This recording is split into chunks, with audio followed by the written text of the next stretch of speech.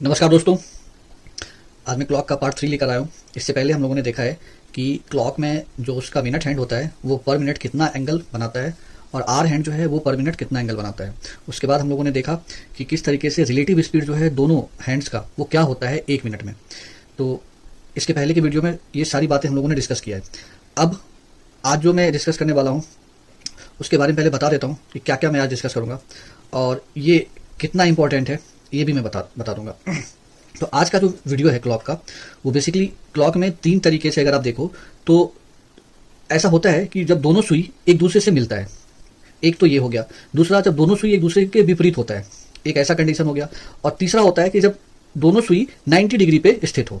ठीक है, तो आज मैं एक एक करके बताऊंगा उसके बारे में। लेकिन आज का जो वीडियो होगा वो खास तौर से जो फुल्ली बेस्ड होगा वो कोइंसिडेंस पे होगा। जब दोनों सुई एक दूसरे से आके मिलता है तो 1 घंटे में कितनी बार मिलता है, 12 घंटे में कितनी बार मिलता है और 24 घंटे में कितनी बार मिलता है, और दोनों सुइयों को मिलने का एक टाइम होता है, वो टाइम क्या होगा। ये सारी बातों पे हम लोग आगे चर्चा करेंगे। सबसे पहले आज मैं जो मैंने यहाँ पे लिखा है उसके बारे में पहले बता देता हूँ।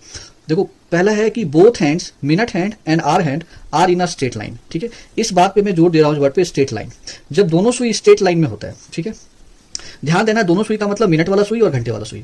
जब स्ट्रेट लाइन की बात कहा जा रहा है तो उसमें दोनों बात कंसीडर होता है।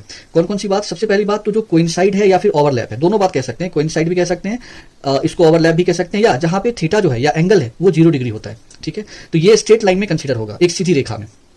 क्योंकि देखो, अगर हम यहाँ पे लेते हैं, मान के चलो कि यहाँ पे ये आर हैंड है और ये वाला मिनट हैंड है। ठीक है, इसको ओवरलैप कर रहे हैं। ठीक है, इसको ओवरलैप कर रहा है, तो जब ये ओवरलैप कर रहा है तो यहाँ थीटा क्या हो गया, 0 डिग्री हो गया। ये इसको ओवरलैप कर रहा है, कोइंसाइड कर रहा है, तो लेकिन है तो ये सीधी रेखा में दोनों। ठीक है, तो जब सीधी रेखा की बात कर रहे हैं तो कोइंसाइड होगा, और सीधी रेखा की बात करें तो फिर ये भी होगा, ऑपोजिट डायरेक्शन भी होगा। जब दोनों सुई एक दूसरे के ऑपोजिट डायरेक्शन होता है, both hand, minute hand and hour hand are in opposite direction, और वहां एंगल क्या हो जाएगा, 180 डिग्री का। जैसे मान लो कि सुई इधर है, घंटे वाला सुई इधर है, आर वाला हैंड इधर है, और इसके जस्ट ऑपोजिट में अगर देखा जाए तो इधर है मिनट वाला सुई। तो ये देखो, यहां जो एंगल बन रहा है वो 180 डिग्री बन रहा है। ठीक है, और दोनों सीधी रेखा में भी है। तो जब भी सीधी रेखा की बात हो या स्ट्रेट लाइन की बात हो तो कोइंसिडेंस, जब दोनों एक दूसरे को ओवरलैप करते हैं, और ऑपोजिट, जब दोनों सुई एक दूसरे के ऑपोजिट होते हैं, मतलब एंगल 0 डिग्री होगा या 180 डिग्री होगा, ये दोनों ही कंसीडर होता है स्ट्रेट लाइन में। ठीक है, तो ये बात आपको समझ में आ गया होगा कि स्ट्रेट लाइन का जब भी क्वेश्चन आए तो इसका मतलब ये समझो कि दोनों बातें आपसे पूछा जा रहा है, कोइंसाइड भी पूछा जा रहा है और ऑपोजिट भी पूछा जा रहा है। उसके बाद जो है नेक्स्ट वो है राइट एंगल। राइट एंगल का मतलब हो गया कि जब दोनों सुई 90 डिग्री पे स्थित हो।